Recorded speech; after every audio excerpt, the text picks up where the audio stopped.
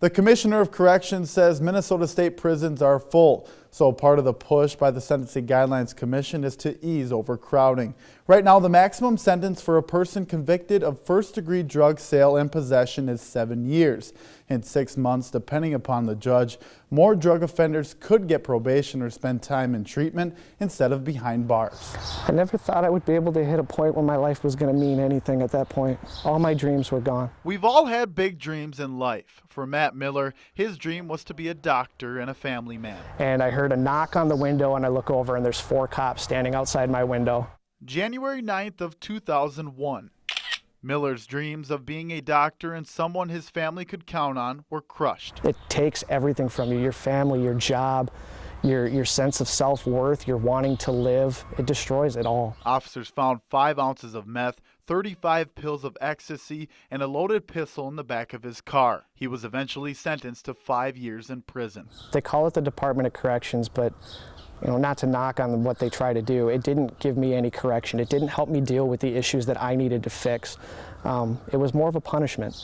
And it's not to say that people need to get out of their, they need to be responsible for their actions. But if you don't receive any help in why you did the things you did and why you feel the way you do and why you act the way you act and think the way you think, nothing's going to change. But there are changes to come. No, I was not. Recently, the Minnesota Sentencing Guidelines Commission made changes for drug-related crimes. The changes focused on 4 parts. The first, the sentence for first-degree sale and possession can be, under the right conditions, reduced to probation and/or treatment. The second, reducing the sentence for first-degree drug sales from 7 to 5 years for first-time dealers. The third part is public safety. According to the Minnesota Judicial Branch, offenders need to be punished for crimes they commit, but longer prison sentences don't help those who are chemically dependent get better. The fourth and final part, Minnesota state prisons are full. Officials say the drug offender population has increased more than 170% since 1995. I don't have a problem reducing these sentences if we do it the right way.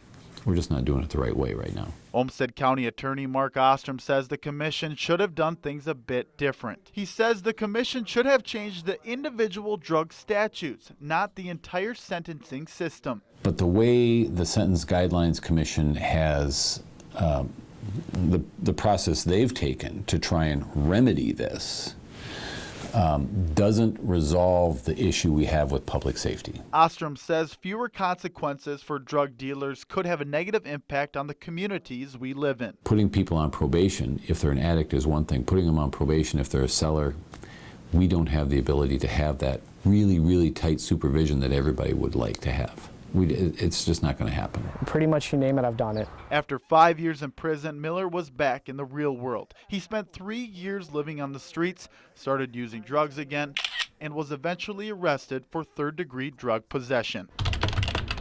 Then this happened. For every one of them that you can get help, you're giving a chance to change that trend, to change the cycle of prison, crime, and giving them a chance to start a whole new life where they stop being a drain on society and start being a contributor to it. Miller now works at Minnesota Adult and Teen Challenge, a drug treatment facility in Rochester.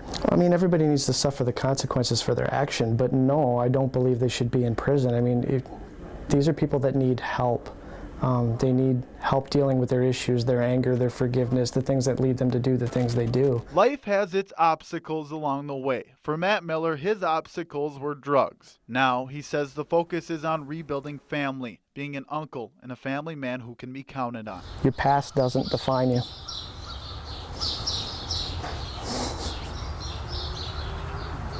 You still have a future after drugs. The new sentencing guidelines are not retroactive and only apply to offenses committed on or after August 1st.